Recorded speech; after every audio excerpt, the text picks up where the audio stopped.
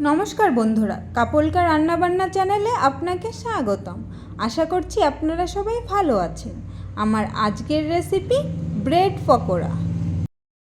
আমি 4 টুকরো ব্রেড নিয়েছি, আপনারা চাইলে এর কম বা বেশি নিতে পারেন। রসুনগুলো কুচি করা হয়ে গেছে, এবার আদা কুচি করে নেব।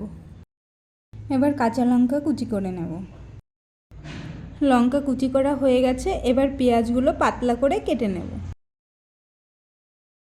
এবার খোসা ছাড়িয়ে রাখা একটা আলু গ্রেট করে নেব। আলুটা গ্রেট করা হয়ে গেছে, এবার পাউরুটিগুলো একটা পাউরুটি জলে ভিজিয়ে জলটাকে চেপে বের করে দিতে হবে।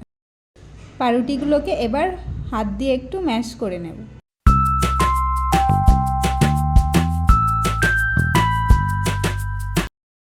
গ্রেট করা আলুটাকে ভালো করে ধুয়ে জল ঝরিয়ে দিয়ে দেব।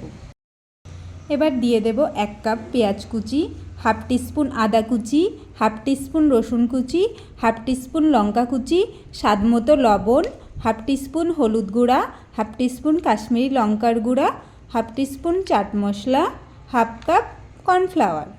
এবার সব উপকরণগুলো ভালো করে মিশিয়ে নেব। ভালো করে মিশিয়ে নিয়েছি, এবার পকোড়াগুলোকে ভেজে নেব। কড়াই গরম হয়ে গেছে, এবার এতে দিয়ে দেব সাদা তেল। তেলটা গরম হয়ে গেছে, এবার পকোড়াগুলো দিয়ে ভেজে নেব।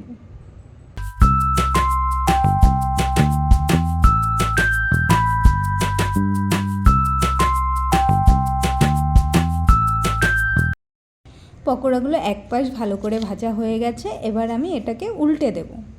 পকোড়াগুলো ভালো করে ভাজা হয়ে গেছে, এবার আমি এগুলোকে তুলে নেব।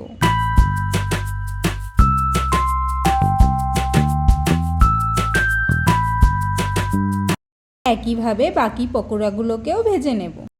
তৈরি হয়ে গেল আমার মুচমুচে ব্রেড পকোড়া। আপনারা চাইলে এটা টমেটো কেচাপের সঙ্গে পরিবেশন করতে পারেন। আশা করছি ভিডিওটা ভালো লেগেছে, আর ভালো লাগলে একটা লাইক দেবেন আর সাবস্ক্রাইব করবেন।